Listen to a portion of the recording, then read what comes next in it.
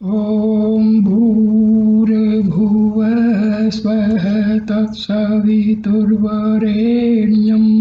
भर्गो देवस्य धीमहि धियो यो नः प्रचोदयात्। ॐ शांति शांति शांति। आज मैं आपके सामने उपनिषद के बारे में बतलाना चाहता हूँ। उपनिषद किसको कहते हैं, इनका क्या महत्व है। उपनिषद जो हैं वेदों से निकले हुए हैं। वेदों का जो अंतिम भाग है जिसमें ब्रह्म विद्या या आत्म विद्या का कथन किया गया है, उस भाग में से निकले हुए जो ग्रंथ हैं उनको हम उपनिषद कहते हैं। गिनती में 108 कहे जाते हैं, लेकिन 11 उपनिषद जो हैं महत्वपूर्ण हैं। उपनिषदों का जो दूसरा नाम है रहस्य विद्या बतलाया गया है। अब ये रहस्य विद्या क्यों कहते हैं? क्योंकि जो चीज़ें हमें आँखों से दिखाई देती हैं, हमारी ज्ञानेंद्रियों से जो प्रकट होती हैं भिन्न भिन्न रूप में, तो वो तो हम देख लेते हैं, लेकिन आत्मा परमात्मा जो आत्म विद्या है इसके बारे में लोगों को ज़्यादा पता नहीं है, क्योंकि वो आँखों से या इंद्रियों से उनका ज्ञान प्राप्त नहीं होता है। इस विद्या की प्राप्ति के लिए हमें बहुत ही अलग ढंग से जाना पड़ता है, इसलिए इसको हम रहस्य विद्या कहते हैं। क्योंकि इसमें सब कुछ अप्रत्यक्ष रूप से है, प्रत्यक्ष रूप में नहीं। आत्मा को हम देख नहीं पाते हैं, आत्मा एक शक्ति है, उसको हम देख नहीं पाते हैं। तो इस प्रकार इसको रहस्य विद्या कहा गया है। देखो, ये वैसे भी रहस्य में इसलिए है कि इसको जानने के लिए किसी एक इंसान ने कभी जो है खोज नहीं कर पाया है। कि अलग अलग व्यक्तियों ने इसके बारे में बहुत से रहस्य प्रकट किए हैं।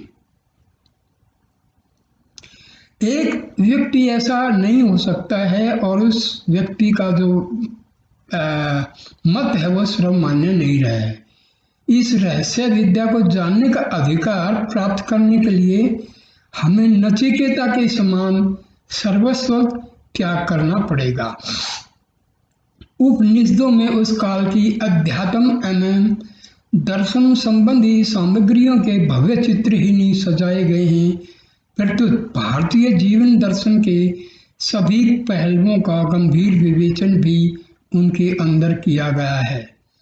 मानव जीवन में ही नहीं, इस निखिल विश्व में व्याप्त सत्य की जिज्ञासा एवं उसके अन्वेषण के लिए उपयोगी साधना की ऐसी उत्कट उत्कंठा उसमें व्यक्त है जो विश्व के विस्तृत वांग्मय में अन्यत्र दुर्लभ है।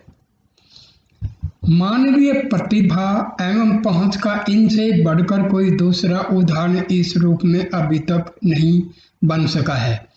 ये जो उपनिषद हैं ये सारे हमारे ऋषि महर्षि और महात्माओं के द्वारा इनका संकलन किया गया है, इनकी रचना की गई है। सचमुच मानव की उत्कृष्ट कल्पना का ऐसा शाश्वत एवं कल्याण रूप विश्व साहित्य में अभी तक दूसरा नहीं दिखाई पड़ता है। यही कारण है कि आर्य धर्म ने मानने वाले भी उन पर तन मन धन से निछावर हैं। सुप्रसिद्ध जर्मन दार्शनिक शोपेनहावर ने उपनिषद के संबंध में अपना विचार व्यक्त करते हुए एक अवसर पर कहा है, यह मुझे जीवन में शांति देती रही है और मृत्यु के समय भी शांति देगी। सारे संसार में ऐसा कोई स्वाध्याय नहीं है जो उपनिषदों के समान उपयोगी और उन्नति की ओर ले जाने वाला हो। वे उत्तम बुद्धि की उपज हैं। आगे या पीछे एक दिन तो ऐसा होना ही है कि यही विश्व की जनता का धर्म होगा। देखिए, पाश्चात्य जो विद्वान रहे हैं उनका जो अध्ययन रहा है वो मन और साइकोलॉजी तक सीमित रहा है। पहली बात, उनके जो है पाश्चात्य लोगों के धर्म में कह लो या उनकी संस्कृति में कह लो, आत्मा का कोई उल्लेख नहीं। ये तो हमारे उपनिषदों से इन्होंने जाना है कि आत्मा भी कोई होता है। उन लोगों को इस चीज का, वो सिर्फ मन किस मतलब मनोविज्ञान तक ही उनका सीमित रहा है।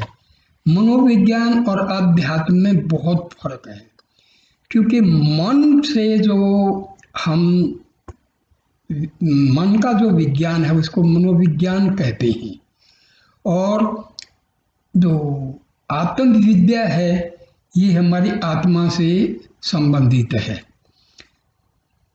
मैंने पहले एक वीडियो में आत्मा और मन का संबंध समझाया है।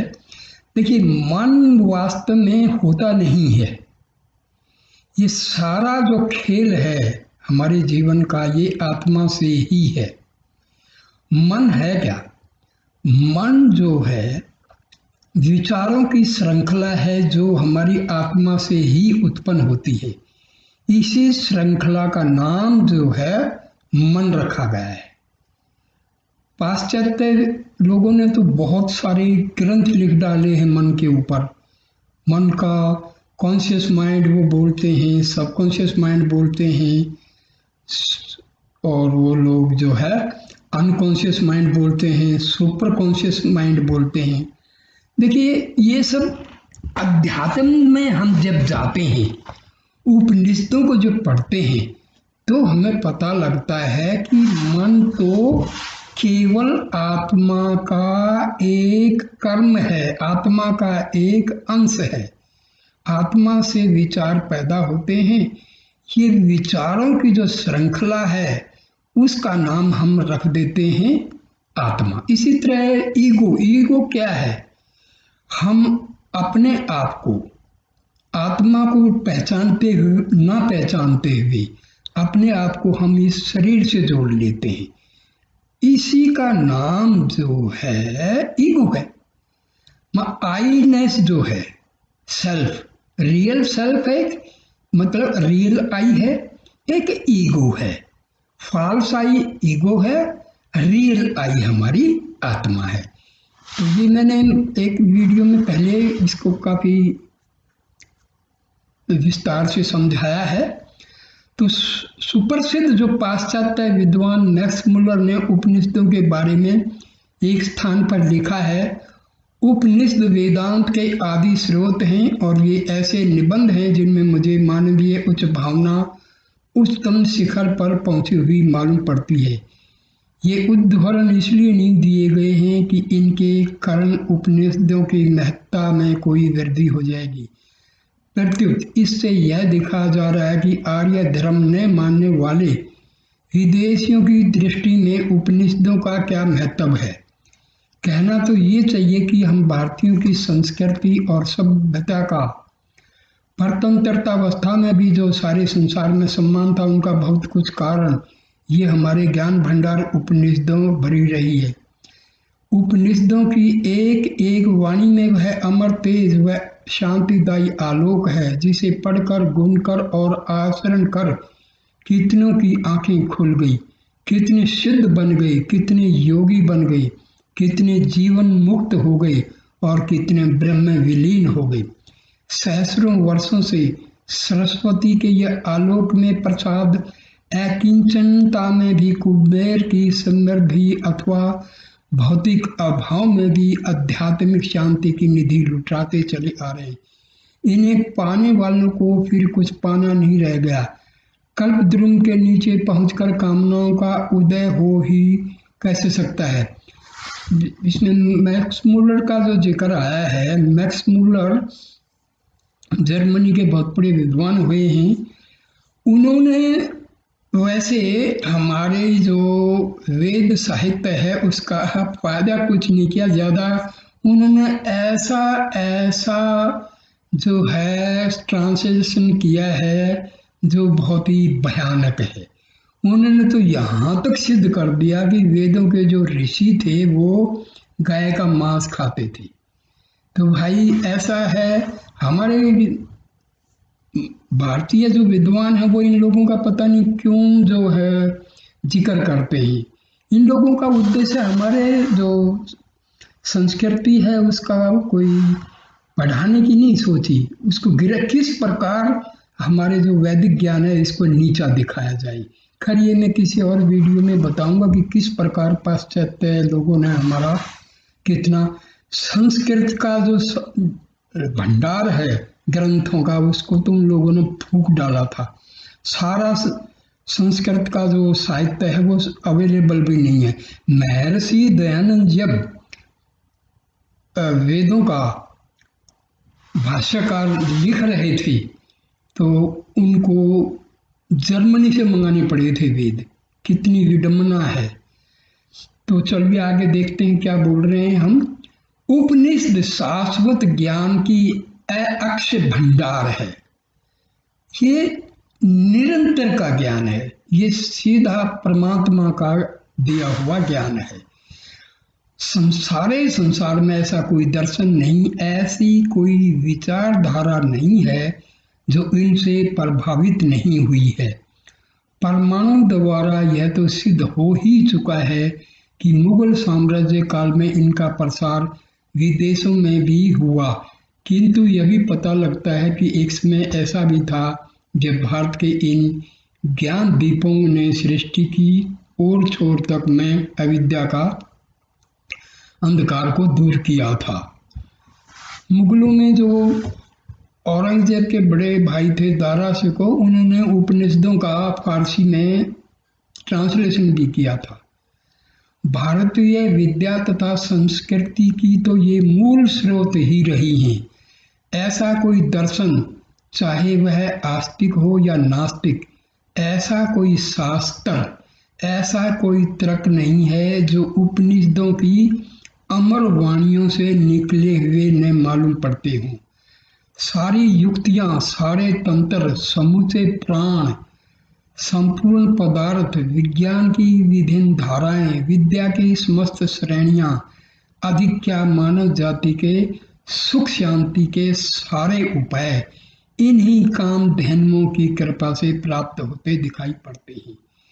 इस प्रपंच में, जगत में जो भी दुख, दैन्य, दारिद्र्य, पाप, संताप हैं, उन सब को समाप्त करने के लिए उपनिषद कल्पद्रुम के समान है।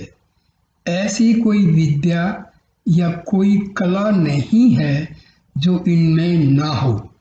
आचार शास्त्र तथा उच्च कोटि की सभ्यता से लेकर परम आध्यात्मिक शांति एवं पारलौकिक निश्रेयस के लिए ये सदा खुली हुई हैं। इनमें वर्णित विद्याएं कल्पना की ऊंची और मीठी उड़ान मात्र नहीं है, एक सभ्य एवं समुन्नत जाति की सहस्रों वर्षों की गहरी अनुभूतियों का उनमें रस घुला हुआ है और वे पारमार्थिक दृष्टि से क्रियात्मक हैं। उपनिषदों में दी गई शिक्षाओं को व्यवहारिक रूप में लाकर कोई भी व्यक्ति, कोई भी समाज अवंती के गर्त में कभी नहीं गिर सकता, प्रत्युत दुख दैन्य से छुटकारा पा सकता है।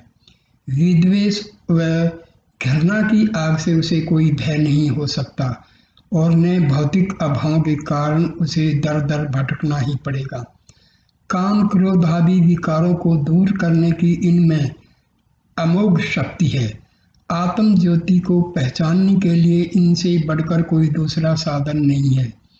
इनमें वह दिव्य तेज है जिससे कोई भी देश, कोई भी जाति, कोई भी समाज सदा उद्भासित रह सकता है और गिरी अवस्था में भी पुण्य उत्थान को प्राप्त कर सकता है। सामान्य पशु से मनुष्य बनाने की शक्ति का तो कुछ कहना ही नहीं है। इनमें मानव पुत्र को अमृत पुत्र बनाने या अमरत्व प्राप्त करने के सारे रहस्य भरे पड़े हैं। इनमें बताए गए संयमों के द्वारा मानव बड़ी सरलता और सुगमता से अमर बन सकता है। देखिए, अमर शब्द जो है ये भी बहुत ही भ्रम फैलाया हुआ है।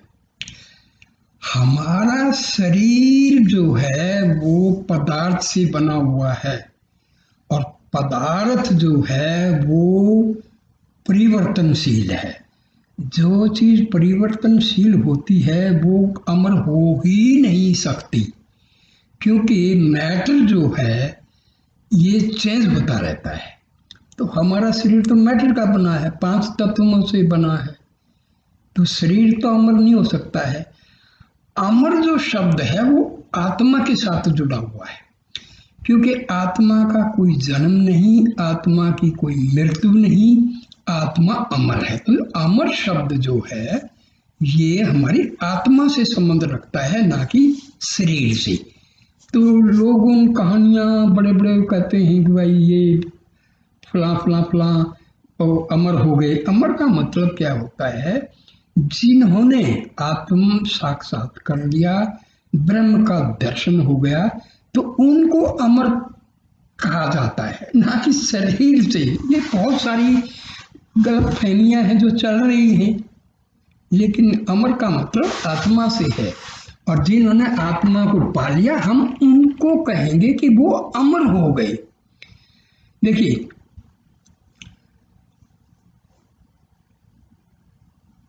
आदि शंकराचार्य ने उपनिषदों का बहुत ही अच्छी तरह से भाष्य लिखे हैं।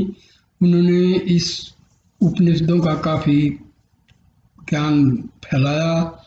स्वामी दयानंद ने भी जो है उनकी जल्दी मृत्यु होगी, क्योंकि उनको तो अपने धर्म को बचाने में ही सारा। अब रिसेंट टाइम में जो है महर्षि रमन जो हैं, इन्होंने उपनिषदों की एक एक बात को अपने जो है ज्ञान से, अपने एक्सपीरियंस से, अपने अनुभव से एक एक उपनिषदों में जो लिखा है उसको सिद्ध किया है। उससे पहले रामकृष्ण परमहंस, स्वामी विवेकानंद और बाकी जो हैं रामकृष्ण मिशन के जो आज भी स्वामी हैं, वो लोग बहुत अच्छी तरह से उपनिषदों का उन्होंने ट्रांसलेशन भी किए हैं और उन्होंने अपने आप में उनका अनुभव भी किया है।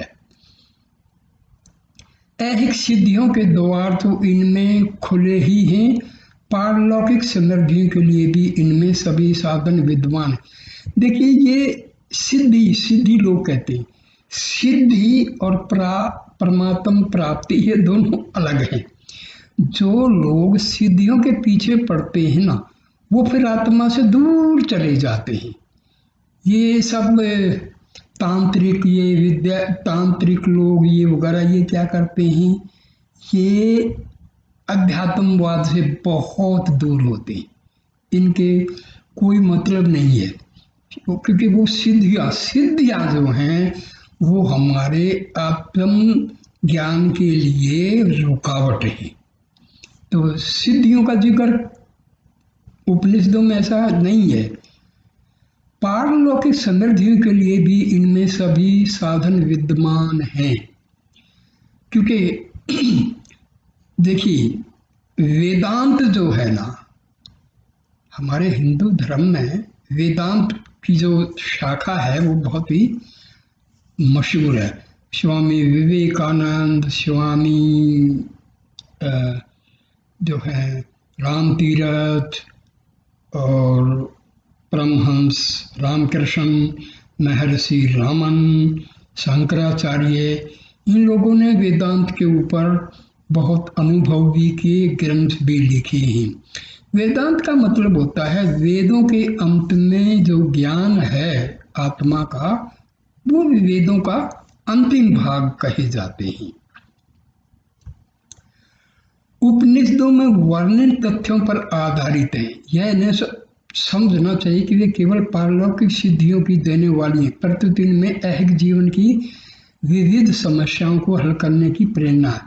किंतु मीठा मीठा चिल्लाने से जिस प्रकार मुंह मीठा नहीं हो सकता, उसी प्रकार केवल उपनिषद के वाक्यों के बार बार उच्चारण से भी वास्तविक सुख शांति की प्राप्ति नहीं हो सकती। केवल पुस्तकों के रट लेने से या किसी का उपदेश सुनने मात्र से आत्मज्ञान प्राप्त नहीं हो सकता। इस संबंध में मुंडकोपनिषद में कहा गया है, जिसका ट्रांसलेशन मैं बताता हूँ हिंदी में, अर्थात यह आत्मा वेदादि के अध्ययन से नहीं मिलता। देखो, वेदादि या उपनिषद पढ़ने से रास्ता हमें मिल जाता है, रास्ते पर चलना हमें है, अनुभव करना है, प्रयत्न करना है, केवल पढ़ने से कुछ नहीं होता है। ने बुद्धि की सूक्ष्मता से या बहुत से शास्त्रों के सुनने या अनेक विषयों की जानकारी से ही वह मिलता है। जो पुरुष इस संसार में केवल इसी आत्मा का वर्णन करता है, उसी को इसकी प्राप्ति होती। देखिए, आत्मा का वर्णन क्या होता है? हमें पूरा 24 घंटे में हमारा जो है संपत्ति को बढ़ाने में, संसार में लगा रहता है। खाते हैं, पीते हैं, सो जाते हैं, यही हमारी दिनचर्या है। देखो, आत्मा की जो वर्णन करने का मतलब क्या होता है, हमें मेडिटेशन करना चाहिए, ध्यान में बैठना चाहिए और अंदर डूबना चाहिए, क्योंकि अंदर ही हमारी आत्मा का निवास है। हमारा अध्यात्म के हृदय कहते हैं, हमारे ऋषि मुनियों ने कहा है कि हमारा एक तो जो हृदय जिसमें रक्त शुद्धि वगैरह का काम होता है, दूसरा हृदय है जिसमें अध्यात्म मतलब आत्मा रहती है, स्पिरिचुअल हार्ट उसको बोला जाता है। तो हमें उसमें पहुंचना होता है और हमें कोशिश करके अपने मन को भी उसी में पहुंचा देना होता है। जब हमारा मन हमारी कोशिशों के द्वारा स्पिरिचुअल हार्ट में, जब हृदय में पहुंच जाता है और वो आत्मा में वापिस समाहित हो जाता है, तो हम कहते हैं आत्मज्ञान हो गया, सेल्फ रियलाइजेशन हो गया, आत्म साक्षात्कार हो गया। भाई, ये करने से होता है, ये बहुत मुश्किल है ही नहीं। आसान इसलिए नहीं है क्योंकि हम टाइम जो है इतना मिलता नहीं है कि हम कर पाए। लेकिन भाई, असली यदि ज्ञान प्राप्त करना है तो घंटा 2 घंटा डेली बैठ के जो है अंदर डूबना चाहिए। अंदर डूबने का देखो, ये भी थोड़ी है गलती है। अंदर डूबने का मतलब क्या होता है कि हमारा जो मन है ना, उसकी नेचर है बाह्यगमन, एक्स्ट्रावर्ट होता है हमारा माइंड। हमें इसको अंदर की तरफ, इसकी डायरेक्शन चेंज करनी। मन तो बार बार बाहर जाएगा संसार में, ये इसकी प्रकृति है, ये इसकी नेचर है। हमें प्रयत्न क्या करना है कि आहिस्ता आहिस्ता मनन के द्वारा, कंटेम्पलेशन के द्वारा और अफर्मेशन के द्वारा, विजुअलाइजेशन के द्वारा मन की डायरेक्शन बाहर से हटा करके अंदर की तरफ करना है। मन जो है आहिस्ता आहिस्ता आहिस्ता हमारे अध्यात्म पे, हृदय में जब पहुंच जाता है तो ये अपने स्रोत में, अपने सोर्स में मिल जाता है। तो इसमें भाई करने से होगा। ये मैं जो बता रहा हूँ ना, ये क्योंकि मैं करता हूँ और बहुत ये मुश्किल भी नहीं है, और भाई आसान तो इसलिए नहीं है कि हम करते नहीं। जब हम करते ही नहीं है तो भाई मुश्किल है, लेकिन जब करना शुरू कर दोगे ना, तो केवल आनंद है। शुरू में तो कष्ट होंगे, इसके बारे में मैं बाद में बताऊंगा। अभी तो अपना जो असली विषय उपनिषदों की महत्व क्या है तो उसी पर चलने दो। आत्मा उसी भाग्यशाली को अपना स्वरूप दिखाता है। किसको? जो मैं बता रहा हूँ, जो बैठता है उठ के सुबह 3-4 बजे 2-2.5-3 घंटे बैठ के ब्रह्म वेला में और कोशिश जब करता है ना, तो भाई आनंद है, आनंद ही आनंद है दोस्तों। मुश्किल है जब तक आप कोशिश नहीं करते। कोशिश कर लो, आनंद है। इससे बड़ा दुनिया में कोई आनंद है, आपको बहुत ही आनंद आएगा। देखो, ये मैं उपनिषदों की महत्ता इसलिए बता रहा हूँ कि आप लोगों का जो है ध्यान इस आत्म विद्या की तरफ देखो, हमारे ऋषि मुनियों ने हमारे 4 उद्देश्य बताए हैं जीवन के: धर्म, अर्थ, काम और मोक्ष। देखो, अर्थ मतलब पैसा तो खूब कमाते हैं, गृहस्थ जीवन में सारा जिंदगी खपा देते हैं, ठीक है ना। धर्म, देखो धर्म की भी एक अलग से जो धर्म की परिभाषा जो है ना भाई, धर्म क्या है ना, धर्म बनाया गया है इंसान के द्वारा, और अध्यात्म जो है ना वो एक हर इंसान की आत्मा है। आत्मा को पहचानना ये अध्यात्मवाद है। तो असली धर्म तो भाई अध्यात्मवाद है। वैसे लोगों ने बना लिया है, ये हिंदू है, ये मुस्लिम है, ये क्रिश्चियन है, ये सिख है। तो ये तो भाई मानव के द्वारा बनाए गए हैं, इसके नियम भी मानव के द्वारा बनाए गए हैं। तभी तो हम मानव तो एक लिमिट है, फाइनाइट है। आत्मा इन्फिनिट है भाई। एक आप फाइनाइट की तरफ क्यों झुकते हो? Why don't you come to the infinite? आत्मा इन्फिनिट है। अरे थोड़े से गिलास के पानी को छोड़ के समुद्र की तरफ दौड़ो। आत्मा एक समुद्र है, अथाह ज्ञान का सागर है। आप क्यों मन रूपी गिलास के थोड़े से पानी में ही खुश होना चाहते हो दोस्तों? चलिए, तो बलहीन अर्थात ब्रह्मचर्य विहीन परमादि और अशास्त्रीय तप में निरत को भी आत्मा नहीं मिलती, कभी नहीं मिलेगी। इसको तो भाई किसको मिलेगी? जो कोशिश करेगा। और कोशिश बहुत मुश्किल नहीं है भाई, ना उसमें पैसा लगता है, ना कुछ धन दौलत लगता है। और देखो, आप लोग बैठ के ध्यान करना शुरू कर दो।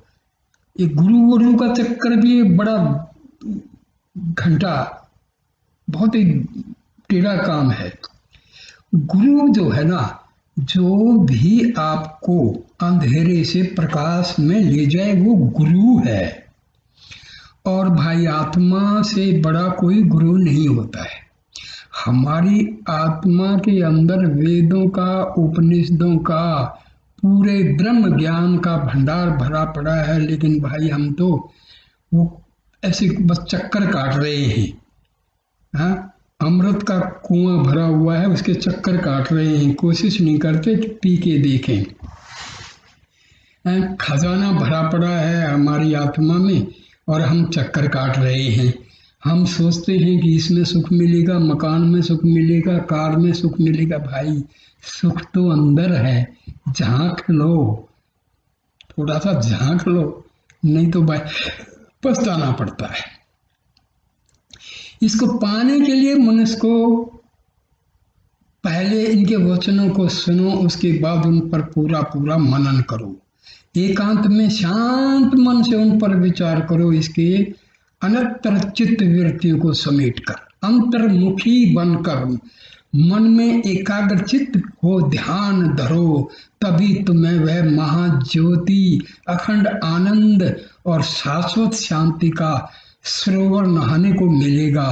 उसे प्राप्त कर लेने पर तुम्हारे हृदय की सब गांठें अपने आप खुल जाएंगी, सारे संशय दूर हो जाएंगी, सभी शुभ अशुभ कर्मों का बंधन टूट जाएगा और तुम जीवन मुक्त बन जाओ। दोस्तों, ये उपनिषदों में लिखा है, मैं सिंपल भाषा में समझा रहा हूं मेरे दोस्तों। मन जो है हमेशा हमें दुनियादारी में भटकाएगा। आप जब ध्यान में बैठोगे तो ये आपको बैठने नहीं देगा, बिल्कुल भी, क्योंकि ये आत्मा के पास आपको पहुंचने ही नहीं देगा। ये जो मैं बार बार आप शब्द का यूज कर रहा हूं ना मेरे भाई, मैंने पहले बताया था, हमारा एक तो जो आई है वो है फॉल्स, जिसको हम ईगो कहते हैं, और एक आई है हमारी आत्मा, जिसको हम सेल्फ कहते हैं। तो मैं बार बार जो आप कह रहा हूं, मैं ये ईगो को रेफरेंस नहीं कह रहा हूं, क्योंकि हमारे डे टू डे लाइफ में जो कर्म हम करते हैं वो सब, आत्मा तो केवल विटनेस है। मन के द्वारा, बुद्धि के द्वारा, ईगो ही हमारा मास्टर है। हमारा जो दैनिक जीवन का जो कंट्रोल है वो ईगो के पास है। ठीक है ना, क्या करना है, ये ठीक है, ये गलत है, ये बुद्धि और मन का जो है डिसीजन मेकिंग है। बाकी कंट्रोल है ईगो का। आत्मा जो है फ्री विल के हिसाब से, आत्मा ने आपको फ्री छोड़ रखा है। It is your wish and will what you want to do. आपको जो करना है वो फ्री विल है आपकी। अब नियम में बंध के चलोगे, उपनिषदों की सुनोगे, वेदों की सुनोगे, उसके अनुसार चलोगे, तो भाई आपका जो आखिरी जो चीज है मोक्ष, ठीक है ना, वो आपका काम बन जाएगा। और मन की, बुद्धि की, ईगो की चलोगे तो भाई पिसते रहो, जन्म लेते रहो, मौत, जन्म, मर्त, डेथ एंड बर्थ का साइकिल में रगड़े खाते रहो। अदरवाइज वेरी सिंपल, आप भाई ऑफिस में काम करते हैं, आपने फैक्ट्रियां लगा रखी, कोई प्रॉब्लम नहीं है। केवल शाम को जब आप ऑफिस से, फैक्ट्री से, अपने वर्क प्लेस से जब आ जाते हैं, खा के पी के 1 घंटा अपने मकान के कोने में अकेले बैठ जाओ और सोचना शुरू कर दो कि मैं कौन हूं, कहां से आया हूं, क्या करने आया हूं, मेरा उद्देश्य क्या है, मैंने अपने उद्देश्य प्राप्ति के लिए क्या क्या किया है, कहाँ भटक रहा हूं। तो ये थोड़ा विचार करो। असली चीज क्या है विचार करने की, कि हमें आत्मा तक पहुंचना है। महर्षि रमन ने बहुत बढ़िया तरीका बताया गया है, उसका नाम दिया गया है सेल्फ इंक्वायरी। उस पर मैं अलग से वीडियो दूंगा और ऐसे मतलब बहुत समझा के अनुभव, अपने अनुभव से मैं समझा दूंगा। लेकिन भाई करो तो, करना तो आपको है। किताब पढ़ने से कुछ नहीं होने वाला है, क्योंकि जो करने की चीज है वो केवल पढ़ने से नहीं होगा, करना है।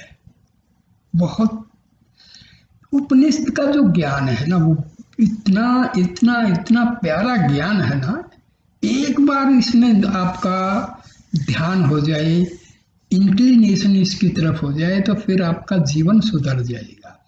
मेरे भाई ये याद रखना, जो लोग परमात्मा की तरफ चलते हैं ना, तो उनको लक्ष्मी, धन, दौलत, इन चीजों की कमी नहीं रहती है।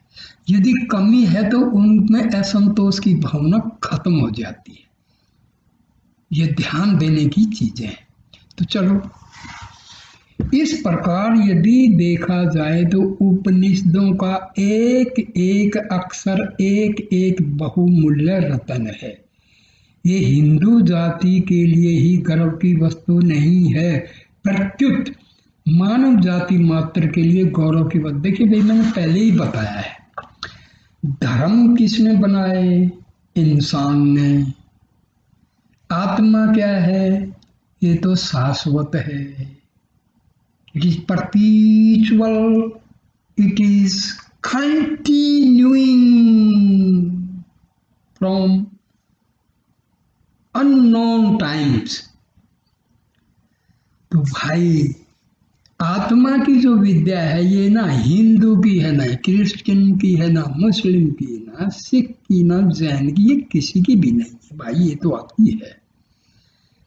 हम इसको भटक के और भाई गुरुओं का चक्कर, ये चक्कर, इनमें भटक गए और केवल हमें दुख मिल रहा है। कोई कहता है इसकी पूजा करो, कोई कहता है उसकी पूजा करो, कोई कहता है उधर जाओ, कोई कहता है उधर जाओ। रे मेरे भाई, जहाँ जाना है वहाँ कोई नहीं बताता, क्योंकि लोगों ने दुकान खोल रखी है।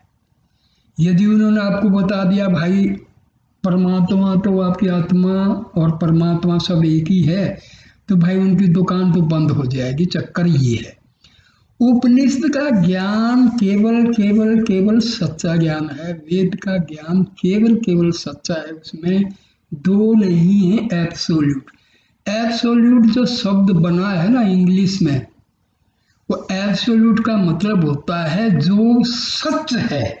और सच क्या है? आत्मा और परमात्मा। तो इसमें धर्म की तो बात ही नहीं आती। तो उपनिषदों ने तो भाई आत्मा का वर्णन किया हुआ है। जब आत्मा का वर्णन किया है तो इसमें धर्म की कोई बात ही नहीं। हिंदू आत्मा तो भाई क्रिश्चियन की भी है, आत्मा तो मुस्लिम भाइयों की भी है, आत्मा तो हिंदुओं की भी है।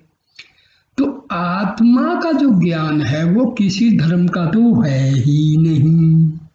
ये है ना, बात तो सिंपल है, लेकिन भाई सिंपल कहाँ, देखो मारकाट हो रही है, धर्म के नाम पर तो भैया युद्ध हो रहे हैं। ये चक्कर है। क्यों? क्योंकि हम आत्मा के पास जाना ही नहीं चाहते। तो मानवता की सीमा लांघकर ऊपर उठाने की इनमें ऐसी ऐसी युक्तियां दी गई हैं जो कभी व्यर्थ होने वाली नहीं है। इस परमाणु एवं उद्रजन युग में भी इनकी ज्योति मलिन नहीं हुई है। समस्त मानवता को उबारने की इनमें अद्भुत एवं प्रचंड शक्ति है। विज्ञान ने अपने चरम विकास में भी समूची प्रकृति पर विजय प्राप्त करने में अपनी हार ही स्वीकार की है, किंतु उपनिषदों के वर्णित तत्वों में समूची प्रकृति मुट्ठी में हस्तगत होती दिखाई गई है। यह कोई भावुकता नहीं है, इसमें वस्तु स्थिति को प्राप्त करने के लिए अपने संकुचित व्यर्थ से ऊपर उठकर सोचना पड़ेगा। आज तक मृत्यु से पराजित विज्ञान को दर दर ठोकरें खाने के बाद यह स्वीकार करना ही पड़ता है कि इसे वश करने की कोई शक्ति उसके पास नहीं है। किंतु उपनिषदों ने अमरत्व प्राप्ति की युक्तियां स्थल स्थल पर बताई गई हैं। दोस्तों, मैंने पहले ही बताया, अमरत्व कुछ शरीर का नहीं होता भाई, यहाँ ये चक्कर है। कहानियां बनाती हैं, फलां ऋषि थे, फलां अश्वस्थामा, ये वो घूमते हैं अमरत्व। भाई ऐसा है, ये अमरत्व जो शब्द है वो आत्मा के लिए है।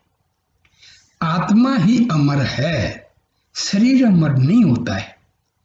ये हो जाता है जब लोग योग शक्ति से अपना जो सूक्ष्म शरीर है उसको थोड़ा थोड़ा करके अपना जो फिजिकल बॉडी में कन्वर्ट कर सकते, ये है।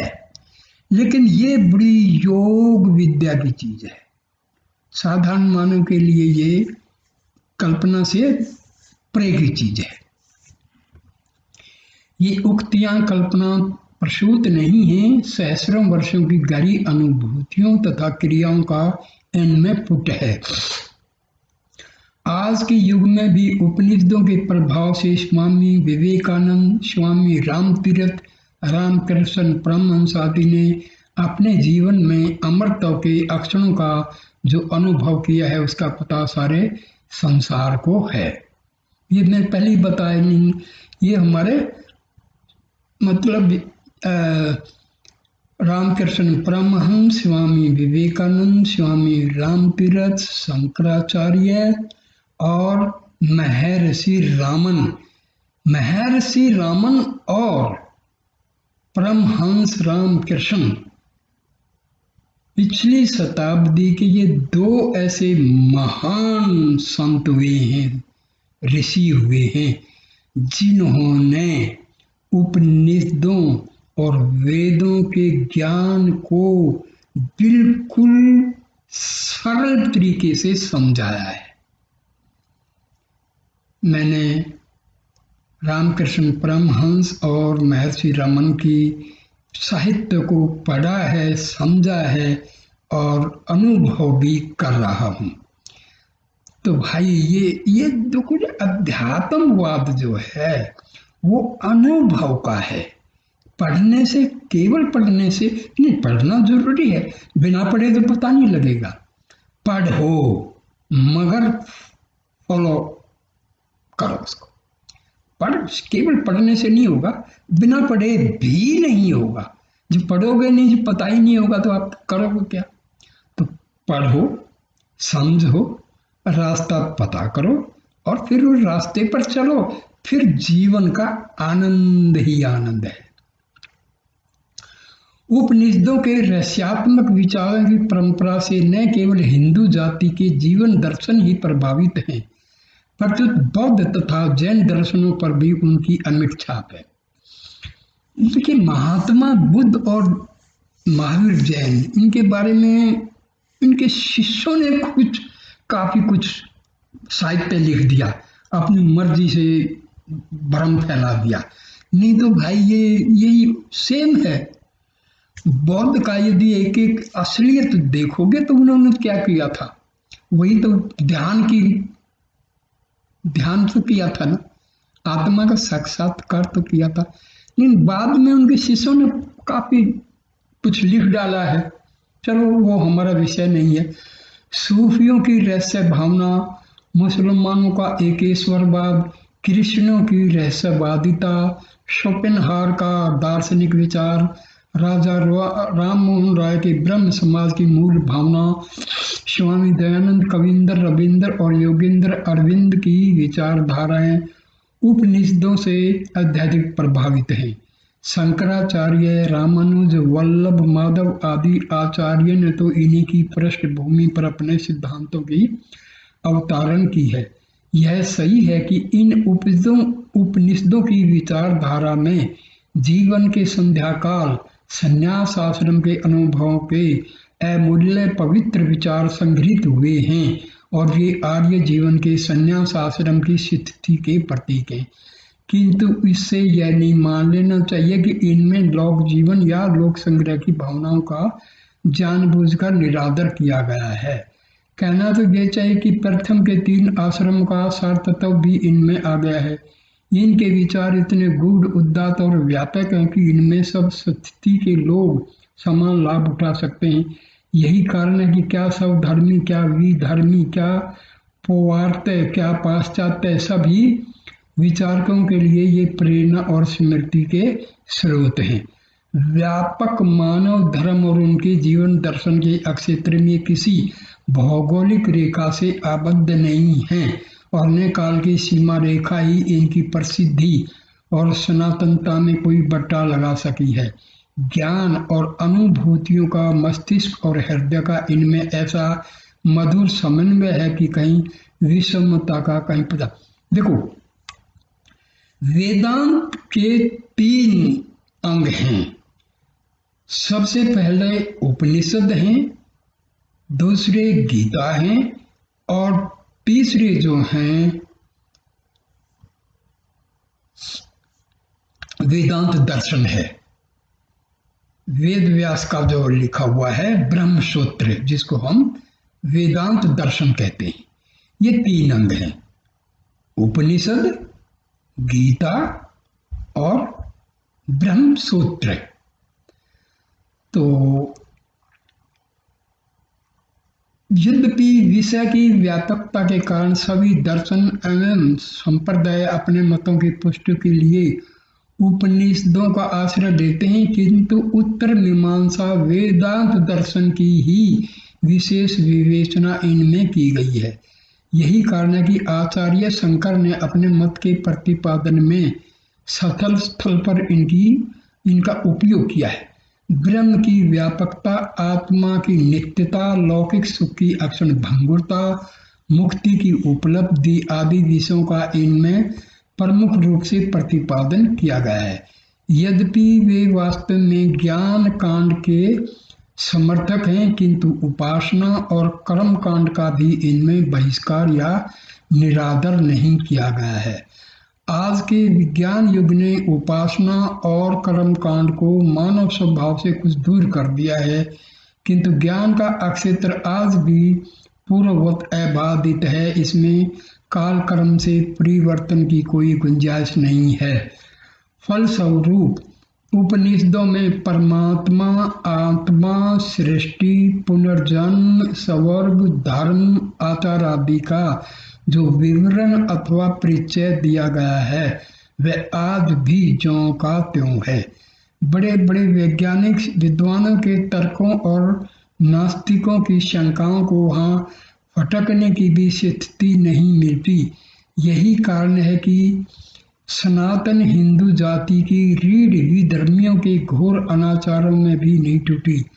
प्राय शासन की क्रूर श्रृंखलाओं में शताब्दियों तक जकड़े रहने पर भी उसमें जड़ता नहीं आई। लाखों आंधी तूफानों बंदर के बीच में पड़ने पर भी उसका तेज। देखिए, कुछ देश तो गुलामी के कारण अपनी संस्कृति को खो चुके, क्योंकि संस्कृति उनकी थी ही नहीं। हिंदुस्तान 900 साल तक गुलाम रहा, लेकिन आज भी भारत की हिंदू धर्म की जो संस्कृति है वो आज भी अडिग है। इसको क्यों? क्योंकि वो सच्चे उस पर रास्ते पर थे। हमारे ऋषियों ने जो रास्ता सुझाया है वो निरंतर बहने वाली गंगा की तरह है। व्यापक लोकप्रियता के कारण उपनिषदों की संख्या बढ़ते बढ़ते 200 से भी अधिक बन गई है, किंतु उनमें मुख्य 18 ही हैं, जिनकी गणना स्वामी शंकराचार्य ने अपने भाषा में की है। महर्षि दयानंद ने 11 बताए हैं, महर्षि रमन ने भी 11 ही बताए हैं, और स्वामी विवेकानंद और जो रामकृष्ण परमहंस के जो शिष्य हैं, रामाकृष्ण मिशन के जो स्वामी जी हैं, उन्होंने भी 11 ही बताए हैं। वैसे 108 बोलते हैं, लेकिन प्रमुख जो बिल्कुल ऑथेंटिकेटेड हैं वो 11 हैं। ऐसा मालूम पड़ता है कि ये शेष सारी उपनिषदें शंकराचार्य के बाद बनी होंगी। जहाँ तक गंभीरता और विचारों की उच्चता एवं उदात्तता का प्रश्न है, इन परवर्ती उपनिषदों से उपयुक्त 18 उपनिषदों की तुलना नहीं की जा सकती, पर इनमें भी ऐहिक और पारलौकिक सिद्धियों की विवेचना एवं गवेषणा की गई है। 18 उपनिषदों में ईश, केन, कठ, मुंडक, प्रश्न, मांडुक्य, तैत्तिरीय, छांदोग्य, सवेतास्वर आदि के नाम प्रमुख हैं। इनमें से 12 उपनिषदों पर भगवान शंकराचार्य ने अपना सुविस्तृत भाष्य लिखा है। महर्षि पतंजलि ने अपने महाभाष्य में चारों वेदों की शाखाओं की संख्या कुल मिलाकर 1130 बताई है। प्राचीन साहित्यकारों का आग्रह है कि वेदों की जितनी शाखाएं थी उतनी ही संहिताएं भी थी, उतने ही ब्राह्मण और आरण्यक थे और उतने ही कल्पसूत्र और उपनिषद थी, किंतु आज इन सब का कोई पता ठिकाना नहीं है। वो पहले ही बताया था, विदेशियों ने हमारे अच्छे अच्छे जो लाइब्रेरी से सब जला डाली थी। अड्यार मद्रास की थियोसॉफिकल सोसाइटी ने जो लगभग 200 उपनिषद प्रकाशित की हैं, उनमें से बहुतरे परिवर्तित काल की रचनाएं हैं। उपर्युक्त उपनिषदों जैसी गंभीरता, व्यापकता तथा उदात्तता उनमें नहीं है। उनमें से अधिकांश शैव, शाक्त एवं वैष्णव संप्रदाय की पृष्ठभूमि मात्र बन गई है। उपनिषदों का यह कर्णिक विकास स्पष्ट संकेत करता है किस प्रकार आरंभ में हमारे धर्म और विचारधारा में संकुचित भावना अथवा सांप्रदायिकता का कोई स्थान नहीं था। निखिल विश्व और ब्रह्म जैसे व्यापक प्रश्नों पर ही विचार किया जाता था, परंतु बाद में बढ़ते बढ़ते यह धारा शैव, वैष्णव और शाक्त समुदाय की परिधि में आकर फंस गई और जिसके परिणाम स्वरूप हम विशृंखल बन गए। हमारी ज्ञान गरिमा घट गई, हम ऊपर से नीचे उतरने लगे और आज पहुँचते पहुँचते ऐसी जगह आकर रुक गए हैं कि हमें यह सहसा विश्वास ही नहीं होता कि ज्ञान की ये उज्ज्वल मणियाँ हमारे ही पूर्वजों के मस्तिष्क से आविर्भूत हुई हैं। शांति की है मंदाकिनी हमारे ही पूर्वजों के विशाल हृदय से प्रवाहित हुई है।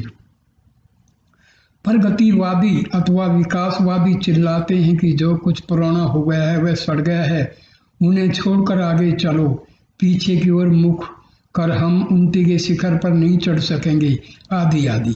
किंतु उन्हें यह सोचने की आवश्यकता नहीं पड़ती कि क्या करोड़ों वर्ष का यह सौरमंडल, यह धरातल, यह हिमवान, यह गंगा यमुना की निर्मल धारा पुरानी हो गई है, इन्हें छोड़ देना ही ठीक है। इनसे पूर्ववत लाभ होने की संभावना अब नहीं रह गई है, वे सब के सब नष्ट कर देने ही लायक हैं।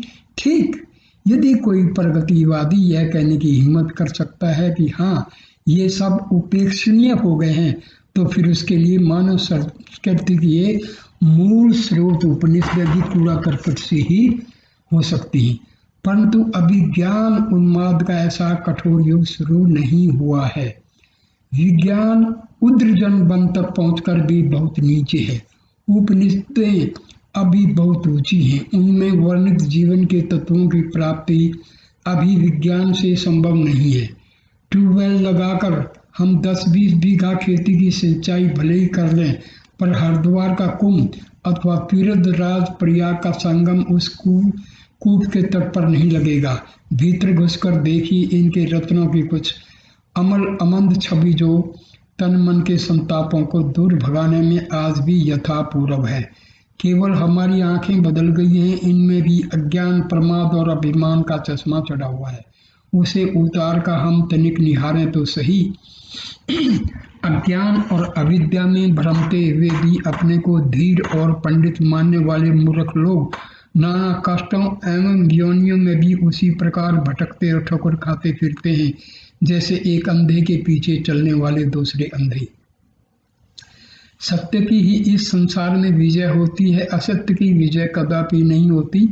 सत्य धर्म से ही ब्रह्मलोक की प्राप्ति का वह विस्तृत मार्ग देवयान प्राप्त होता है, जिसके द्वारा अपनी कामनाओं को प्राप्त करने वाले महर्षि गण उस परम धाम में गमन करते हैं जहाँ वह सत्य का परम आश्रय परमात्मा निवास करता है। यह आत्मा सर्वदा सत्य से, तपस्या से, यथार्थ ज्ञान से और ब्रह्मचर्य से पाया जाता है।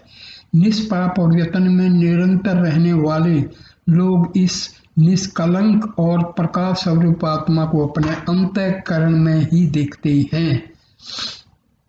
हमारे पूर्व आचार्यों की यह शिक्षा अकेले ही भारतीय संस्कृति के सभी अंगों पर प्रकाश डालने में पर्याप्त है।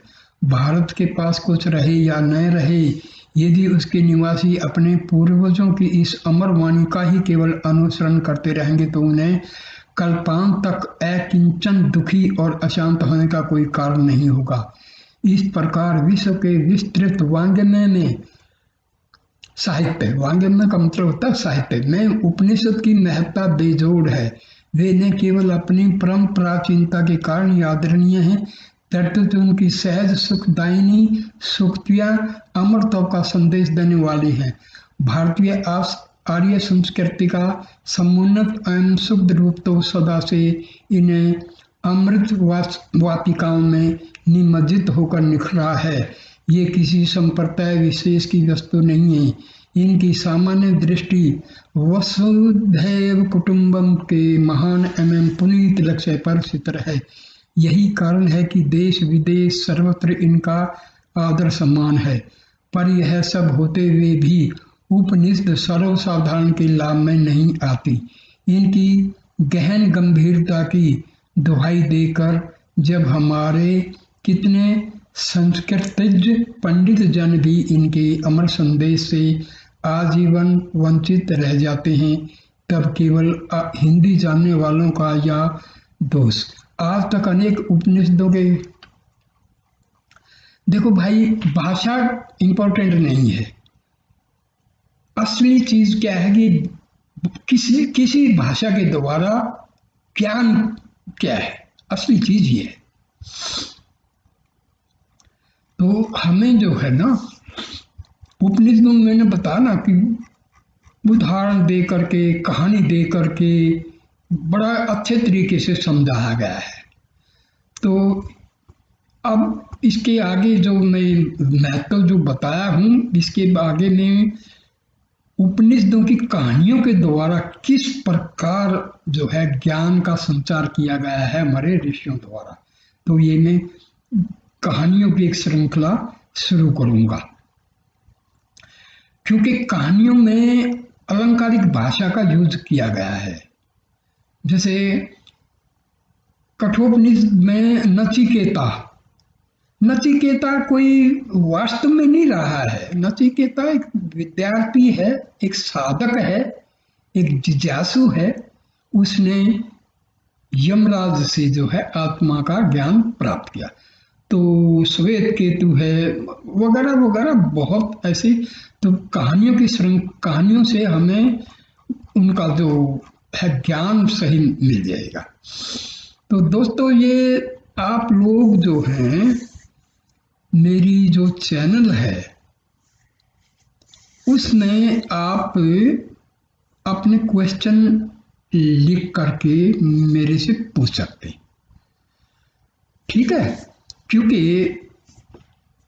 जो अध्यात्म ज्ञान है ना, वो अनुभव के द्वारा प्राप्त किया जाता है, किताबें पढ़ के नहीं।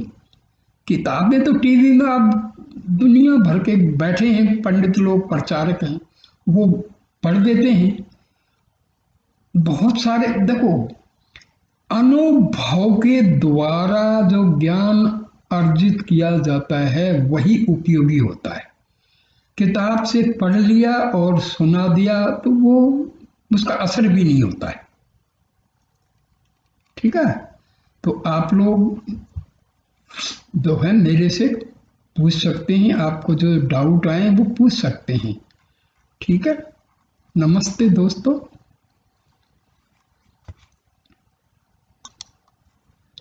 अच्छा, एक कृपा करना, मेरी जो चैनल है जिसमें आपने ये पढ़ा है उसमें कृपा करके आप लोग लाइक, कमेंट और सब्सक्राइब जरूर कर देना। दोस्तों, ये चैनल मैंने इसीलिए शुरू की है कि आज बहुत भ्रम फैला हुआ है, बहुत सारे लोग हैं गुरु बनते हैं। देखिए, एक होता है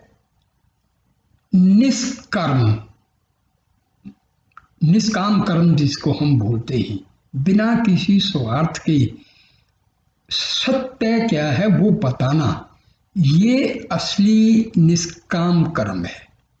तो भाई, जो मेरा अनुभव है, जो मैं करता हूँ, पढ़ता हूँ, ध्यान परमात्मा का करता हूँ, उसके अनुभव के आधार पर आप मेरे से अपने डाउट्स पूछ सकते हैं, ठीक है? नमस्कार।